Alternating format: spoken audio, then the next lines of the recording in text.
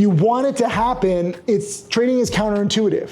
You can't want it to happen. Like normally in most industries, the harder you work, you push, and then you break through. Trading is more like golf. Do you play golf? Not much, but. So golf, if you try to smash the ball as hard as you can, it doesn't really work. You have to have the proper form and the proper position, and it's not about hitting it as hard. Same thing with trading. It's not about trying to make as much money. You have to have the right structure. And then if you have the right structure, the money comes to you. That's what's so crazy, but it's counterintuitive.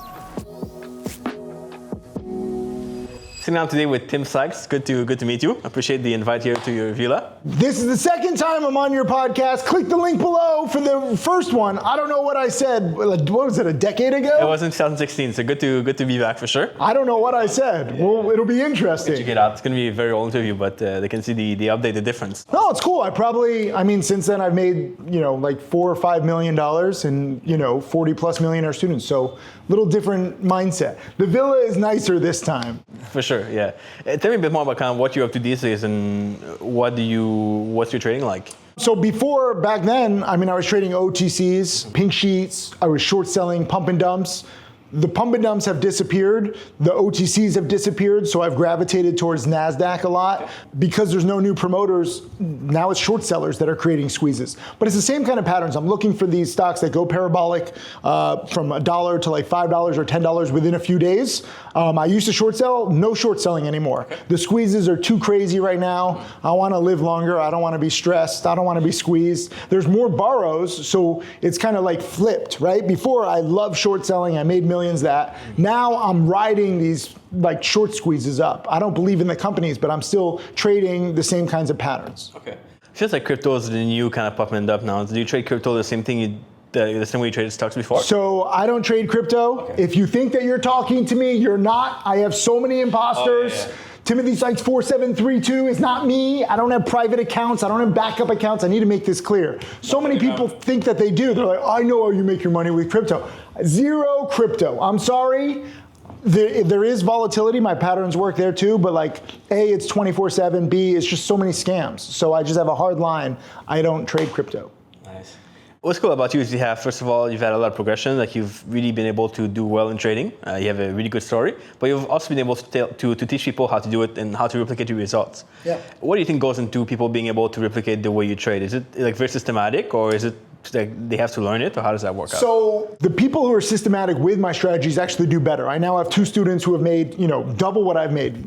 Jack Kellogg has now made 20 million. He's actually made nearly triple what I've made.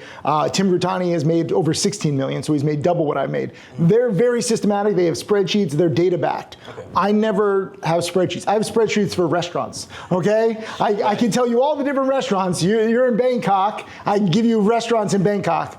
I wish that I could go back in time and be more systematic. But what's worked for me as a teacher is showing my successes and failures, because I didn't have a proper foundation. I didn't have a mentor. So I'm always trying to be the mentor to people that I never had. And I'm trying to think, what should I have done? So I'm like this, if you want to make an analogy, I'm like this junkyard dog, prowl. I know the junkyard because I've been around for so long, but I never had the proper foundation. So I'm always trying to give students the proper foundation, and I'm trying to make it simple. I make a lot of analogies. Some are good, some aren't.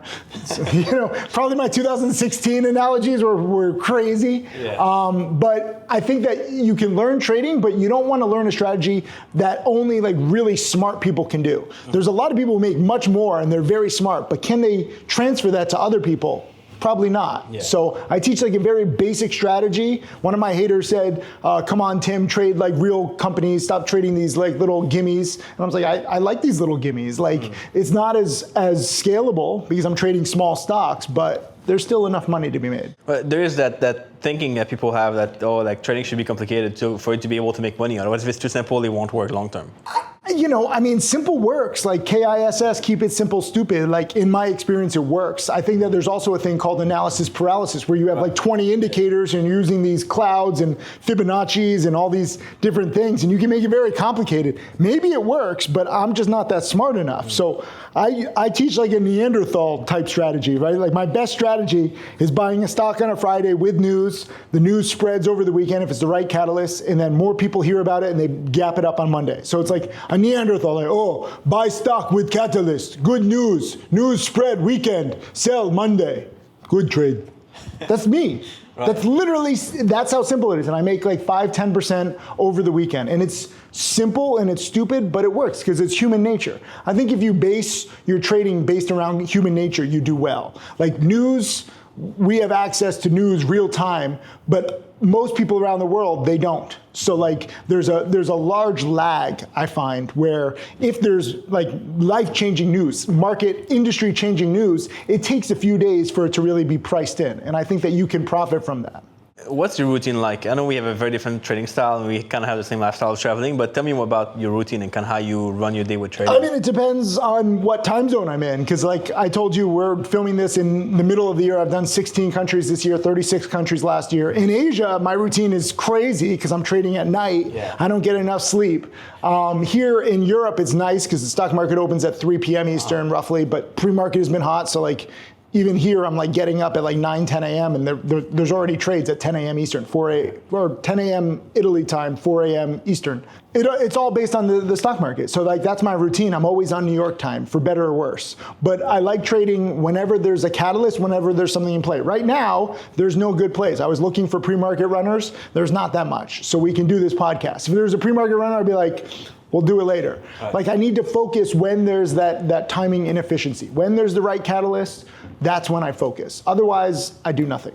And then when do you stop? Like when you know you've done enough for the day, do you have a set time where you stop trading, or do you kind of look at the market too? You know, I try to just trade like the beginning of the market in the after hours, but like lately there's been pre-market runners, morning spikers at around 9:30 a.m. and then midday squeezes. So like all the times I didn't used to trade are now good for short squeezes, because that's when shorts are like caught off guard, because a lot of short sellers are just shorting these scams or pumps or whatever into this crazy run up, and they're looking for the all day fades.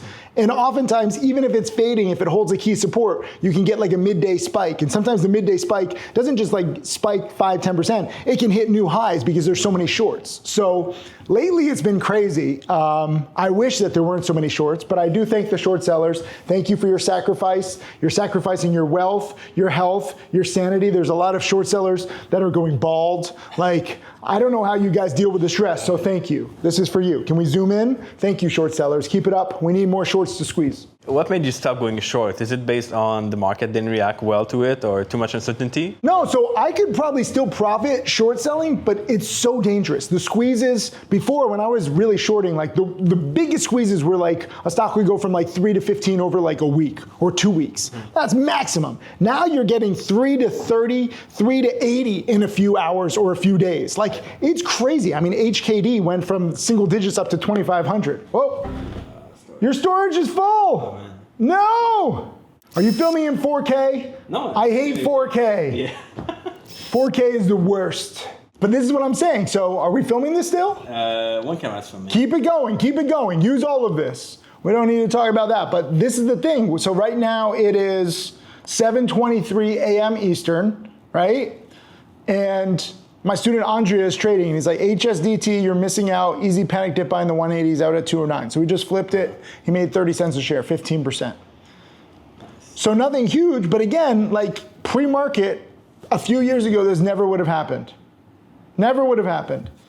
It happens. So right now, HSDT is spiking up as we're filming this, which I don't want to be trading. Like I want to like focus on this, but like, you know, when there's plays, like I can't stop. Do you trade from your phone, or do you only do it on the computer? So I used to do it on the computer, but now like I need phone. Like Andre is texting me. He's like, look at this. HSDT, you're missing out. Easy panic dip buying the 180s out at 209. I'm like, made 10% in 3 minutes. Now it's choppy. And he gives me a little thing. But like, this is what's possible. Pre-market, there's huge runners and it's spiking up like massively. So I just wait for these good plays. I don't necessarily plan my day. I just have to be ready. So like last night at dinner, I'll show you this video. You can insert this video so people can see what I'm talking about. So like we went to this amazing Italian place, Da Vincenzo, up the road, and they know me. They know that like, you know, normally like Italians, like you're not supposed to work and eat, like, you know, like what's wrong with you? But they literally set up like a little stool for me to trade. Wow. And so I was trading while eating. And like the whole rest of the restaurant is like, what are you doing? Like, you know, they give like a little stool school for like girls in their handbags, but I had like my laptop. Okay. I should have taken a picture. Nice. But I'm just trading whenever I can. And for me, I donate all my trading profits to charity. That was different than 2016. I hadn't started my charity back then. You need to make trading fun. I've been trading for 25 years now. You're looking at flickering green and red lights, like you lose your mind. Yeah. But it's good if you have a strategy. But for me, I'm also showing my screen live trading. I'm doing too much. So I trade for charity. Okay. And I trade with a small account. So I go back to $12,000 every year. That's what I started with. Do you feel more pressure trading for charity, or do you feel more like it's more like a job, so you be more focused on it? I mean, I want to donate more to charity, but it takes the pressure off. Because like, I can't trade with small size for myself because it's just meaningless. But at least with charity, there's meaning. If I traded with size, then it would be stressful, but I'm like losing Wi-Fi some of the time. So I found what works for me. Okay. You know, not everyone was going to trade for charity. Yeah. Most people won't, but I'm fortunate enough, my main business is teaching. So I just have to show my process. And frankly, it doesn't matter whether I make money or lose money. I lost 14,000 the other day on a stupid trade. And that's like my most popular video of the past 6 months. And everyone's like, yeah, lose more. It's like, shut up. Tell me about what happened. I know we talked about it before, but I want to hear the story. You know, this is the problem with trading and teaching and traveling. I'm multitasking. I always wear multiple hats. Usually I'm on top of it. But in this instance, so Jack Kellogg had made $2 million on Fannie Mae. And he was just giving a webinar. And then in my other student, Stratty had made 53,000. So I'm like, yo, these students are crushing it. I'm trying to make a video lesson. Then I'm also on a conference call with my team because I have 10,000 video lessons now. We're trying to organize it. So I'm on the call. I'm trying to listen to the webinar. And BMGL was in play, but it was dipping. And so it was dipping hard. And so when a lot of these penny stocks dip hard, they get halted for volatility. So it's skipping. It was like 9 down to 8, halted, down to 7, halted, down to 6. And this is within a few minutes. So as it's halting down, I'm like, I put in the chat room, I'm like, BMGL, too scary, do not dip buy, right? And I'm on the call and I'm making the video lesson and I'm trying to do this. And then BMGL tanks from like 9 down to like 5. And I'm like, oh, 50% off sale in a few minutes. So I open up my software and I'm like, let me see if I can dip buy this. Then to my horror, I find out I'm long. And I'm like, are you kidding me? I had a dip buy order that I forgot to cancel. And I was like, I am so dumb, right? And I was like down $7,000 like that, which would have been my biggest loss of the year. I trade with a small account. But then I compounded the mistake. I'm like, I'm not taking a $7,000 loss. Like, this is a potential dip buy. So I kept adding, and then it kept halting, and then I'm down 14,000. I'm like, what am I doing? I'm like breaking my own rules. Right. And I got out for 14,000. Then the stock bounces. So like, I made the mistake of having a dip buy order, forgetting to cancel it. I compounded the problem by trying to dig myself out of the hole. And then third mistake was I panicked at the very low of the day. Right. 3 mistakes, $14,000. One trade, that was all of my May profits wiped out in like an hour of stupidity. And then I made a video lesson about it. Everyone loves it. Yeah. We'll link the video. You can see what an idiot I am. Yeah, definitely. Yeah, give me the pain. I mean, it shows how you could teach them one your strategy too, and they could kind of screw it up by making mistakes. Well, there's a saying: teachers are those that can't do. Right. So like, I'm not perfect, and I was just. I literally, 25 years of trading, I still don't know how I could be so dumb and stubborn. But like, I felt like I didn't deserve that $7,000 loss because it wasn't my fault, technically, but I had the order open. I just couldn't accept it. I couldn't accept it mentally. I could afford the $7,000 loss, but then I started to dig myself out. In the future, FYI, if you ever find yourself in a mistaken trade, just get out because it's not, the odds are not in your favor because it's an accidental trade. If you make a fat finger mistake, it doesn't matter if you're going to be right. All that matters is that you're in a bad trade that's not well planned. And the decisions you make after the thinking you have, the decision you make are kind of wrong. 100% because you're mentally unbalanced. Yeah. Like I still, even as I'm saying this, I'm like getting pissed. Like I did not deserve that. You have to understand, all of May, I'm making 200, I'm making 500, I'm losing 100. I'm so disciplined. I was up like roughly $15,000 for May. And I was like, not a great month, but I'm traveling. I was like in 4 countries. 15,000 traveling, trading small, very good. Yeah. $15,000, that's half of a school. A school in Bali costs $30,000. So I'm like, I'm working towards a goal, I'm doing 1 hour, gone. That's what a slippery slope is. So trading is all about discipline, and I completely screwed up. What do you tell your students about the mindset of trading? Like, what kind of mindset do you tell them to adopt for being able to get good results long term with your strategy or your methods? So I say trade like a coward. I have a whole DVD where I talk in a high-pitched voice. I sound like Mickey Mouse. I'm like, don't trade aggressively. I'm a castrated choir boy. I have no balls. Like, I think that you can trade cowardly. I know there's a saying like scared money doesn't make money. In my experience, with the market so volatile, you can trade very cowardly. So rule number one for me is cut losses quickly. I have a 30-minute video on YouTube where all I say is cut losses quickly. That's taken off. Okay. We'll link that below. You can watch me being an idiot where I didn't follow rule number one. But literally cut losses quickly and take singles. Like I think that too many people go for home runs, they use leverage, they gamble, they hodl. I don't want any of that. I want like nice little singles, and when I'm wrong, small losses. Like Jack Kellogg, I need to introduce you. You got to get him on. $20 million plus, his winning percentage is like 54 or 55%. Not much, but his gains are like 10, 20, 30 times the size of his losses. Stratty, who's closing in on $1 million, his winning percentage is like 38%. He doesn't even win 50% of the time, but he's made nearly $1 million. Former gym teacher. All he used to do was teach people to climb a rope in gym class. That's cool stuff. It's not a real job. Nice. Do you see politics affecting your trades a lot these days, like Trump and maybe Elon Musk recently? Do you feel like that affects the outcome you have?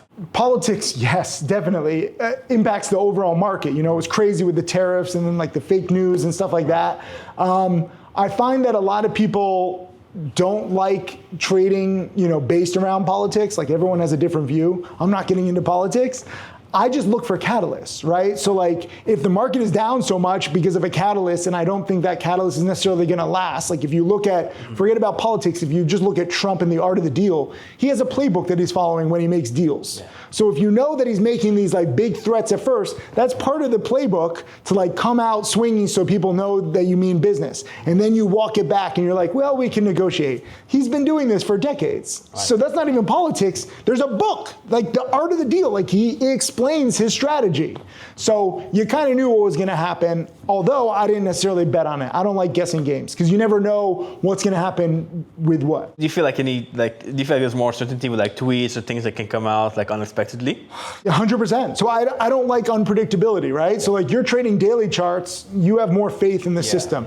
I'm like a crackhead. Like I'm literally like, I'm like itching. I'm like, I need to trade, I need to get out because I can't risk anything. Like especially now there's a lot of halts. I don't want to be in a stock, like it's tough to cut losses quickly if you're just gapping down and you halt like that. So I think especially if you trade small and safely, you can be okay. Going back to what we said before when the camera's cut out, we're gonna use that? You gotta use that part.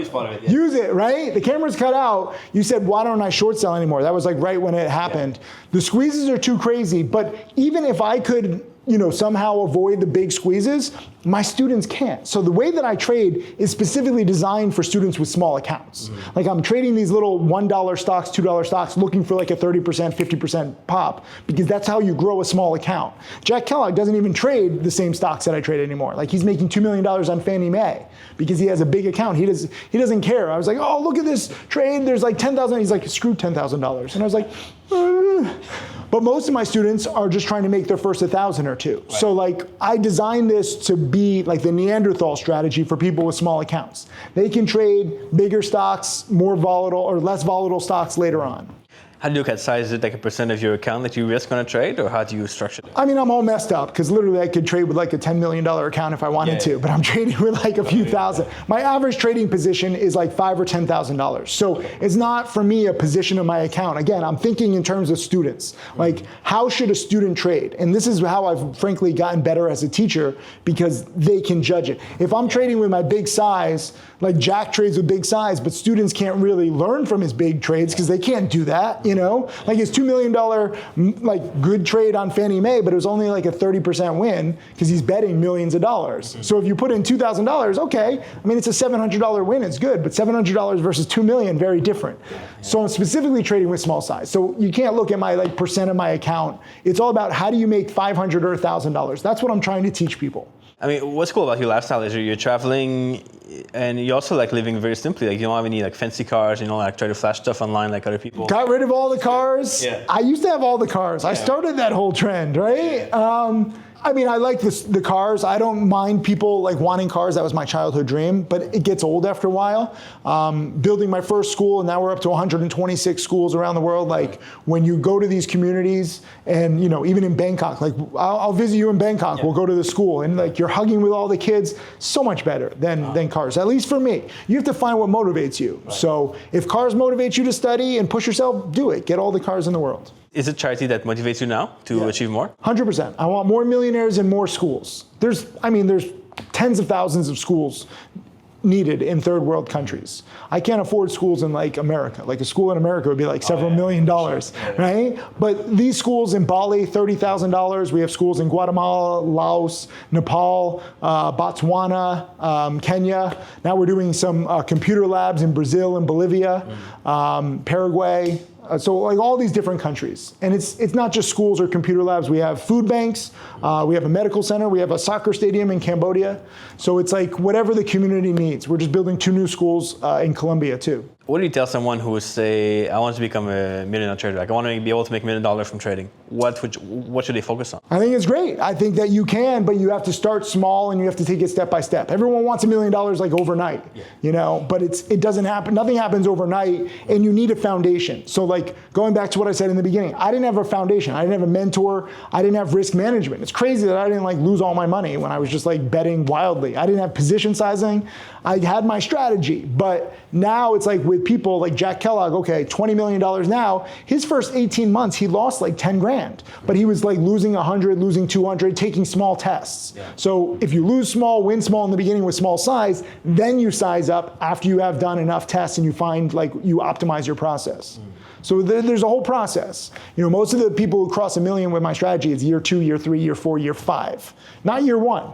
Like even Tim Sykes over 16 million, he made nothing year 1. And people are like, what are you, you're trading every day and you make nothing? That sounds like a scam. But you're learning from the market, which is a moving target, and you're learning what works for you. Every single one of my students, like we're about to have 30 of my millionaire students over here, every single one of them has different personalities, right? And you have to find what time zone and what position size works for you. Some people like to bet big. Some people use 1-minute charts. Some people use 15 minutes. Some people use daily charts. I don't know anybody else who uses daily charts. It's kind of cool. Good job. It's definitely good. Enjoy that stress-free thing. You have faith. I don't have any faith. I'm always worried that there's going to be some giant crash. Do people use their own capital, or do they go for like prop firms and like funding to be able to scale up to $1 million? I mean, it's all been their own capital as far as I know. I mean, I don't do any of that stuff. I just focus on like trying to get them in the best trades and the right mindset and stuff like that. But I'm very scared of leverage. Leverage is, especially short selling, like people just can blow up. You can lose everything and more. So I'm just always worried. I think that you should trade small at first. And again, you really should like hone your skill set, maybe even paper trade. And I know people don't want that. People, again, they want the money, but like you have 2 accounts, I always say. You need the knowledge first, your knowledge account and then your brokerage account. You need to grow your knowledge account, then it overflows into your brokerage account. Too many people just make money. And it doesn't matter how much you make if you don't have risk management, if you don't have the proper skill set, you're just gonna lose it all. Yeah. Like a house without a proper foundation. You can build a skyscraper with like 20 floors, 100 floors. If the foundation cracks, it all falls. Right. So it's very similar. You mentioned your students who's about to make $1 million, like about to get there, and like you tell them to not push it too much and not go too fast. Like how do you find that balance between like not pushing it too much, but also kind of getting results? So both Omer and Strati right now are at around $950,000. Right. They're both coming here to Italy in a few days. I'm like, just don't, like they want the $1 million. They built it up. And I'm like, it doesn't matter whether you're at 950,000 or $1 million, but they built it up and I built it up for them. It's dangerous because when you focus on money and you want to hit a milestone, like not even $1 million, let's say you want to make like 5,000 a week and you're like, I got to hit 5,000 a week. The market doesn't care what you want. Yeah. For me, it's about trying to find the best plays and then capitalizing on the plays when they come to you. Not saying I need to make X amount in any given time. And I made this mistake when Tim Sykes was about to cross $1 million. I went out to Ohio and he was like at 980,000. And I was like, I had 3 cameras in his face. He wanted to do it. I wanted him to do it. And he ended up losing like 50,000. And I was like, I'll just go away now. I won't do this again. Right. And then he crossed it like 2 weeks later on like some little $9,000 trade. But like, again, if you want it to happen, trading is counterintuitive. You can't want it to happen. Like normally in most industries, the harder you work, you push, like, and then you break through. Trading is more like golf. Do you play golf? Not much, but. So golf, like if you try to smash the ball as hard as you can, it doesn't really work. You have to have like the proper form and like the proper position. And it's not about hitting it as hard. Same thing with trading. It's not about trying to make as much money. Like you have to have the right structure. And then if you have the right structure, the money comes to you. That's what's so crazy. But it's counterintuitive. So I want them to cross $1 million. We'll see if they cross it here. Fingers crossed, but I will not pressure them. I still remember Grittani, this was 2013. And I was like, I was so embarrassed because I made him basically lose the 50,000 on camera because I was like trying to get him over $1 million. Like I was like, come on, you can do it. I'm only here 3 days.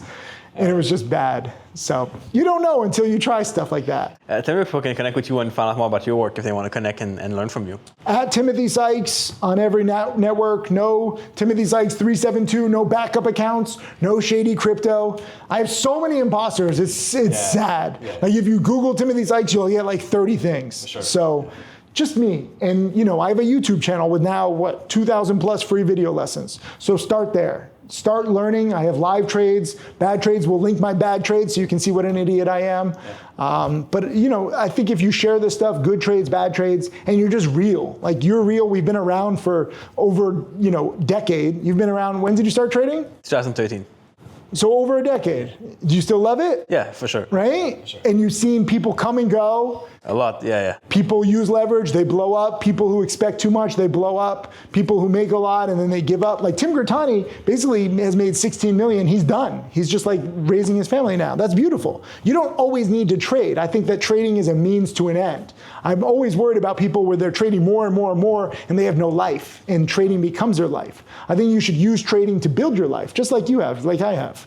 Do you see yourself trading like until you retire or like for many years? Or? So people always say like, when is enough? Like when are you going to retire? No, I'm always going to teach. I can always trade with a small account. I'm always going to donate to charity. I love showing the process in different markets. And it's interesting that plays come back. Like right now, AI is so hot and like there were a lot of plays when they integrated with ChatGPT when ChatGPT came out. Very similar when companies 20 plus years ago added .com to their name.